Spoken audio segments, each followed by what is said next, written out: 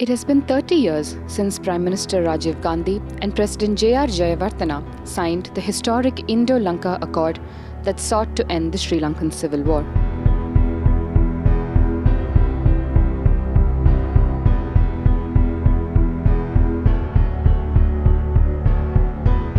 The accord marked India's direct involvement in the conflict and triggered a chain of events that left a mark on the histories of both nations. It was under this accord that the Indian peacekeeping force was dispatched to the island's northern and eastern provinces to guarantee and enforce the cessation of hostilities between the Tamil separatist groups and the government. However, the situation turned into a military confrontation between the IPKF and the Liberation Tigers of Tamil Eelam, who refused to disarm and join the political mainstream.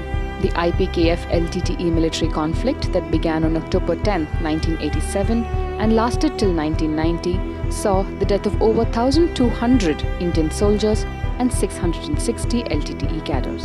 The accord envisaged the creation of provincial councils and enabled the oft-cited 13th Amendment to the Sri Lankan Constitution, which envisaged power devolution to the provincial councils. Till date, the 13th Amendment, heavily criticized and resisted by sections, remains the only piece of legislation in Sri Lanka that assures some measure of devolution of political rights to Tamils. The India wanted to interfere in Sri Lankan internal politics. Because of that reason, India has proposed to sign such an agreement. Actually, it was not a natural necessity. It was not the Sri Lankan people's necessity. Provincial council system was not a solution for the ethnic issue in our country. That's why we opposed at that time using the armed force, not using the provincial council system. And the Tamil people and Tamil political leaders and even LTT did not agree with the provincial council system. We don't care about the nationality, we don't care about their race or whatever their differences, we don't care about that. As a Sri Lankan people, we have to give equal rights, all people, whoever belongs to Tamil or Muslim or Sinhala. That is our party principle. India had been deeply involved in Sri Lanka's political history even before the signing of the accord. Shaped by the geopolitics of the time and domestic political realities, Indira Gandhi backed the Tamil separatist groups. Her government provided sanctuary and training ground for armed groups including the LTTE, which later rose to become the most powerful rebel group. In the mid-1980s, when the Sri Lankan state intensified the war against Tamil militancy, India decided to mount Operation Poomalai to airdrop relief supplies to war-battered Jaffna.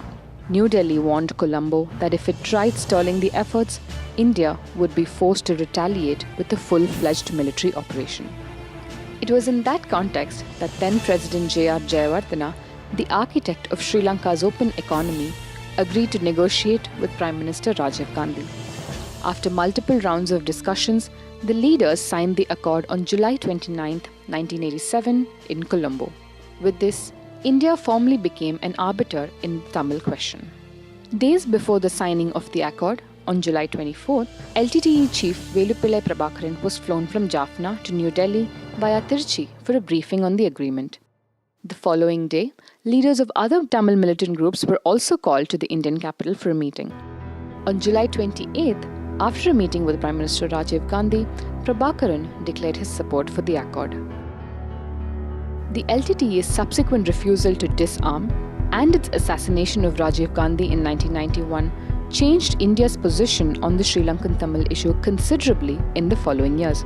India supported Mahinda Rajapakse as he launched the military offensive that took back the regions held by LTTE and killed Prabhakaran. There were several other attempts to cobble together peace or at least a ceasefire, including one mediated by Norway in 2002, but none lasted.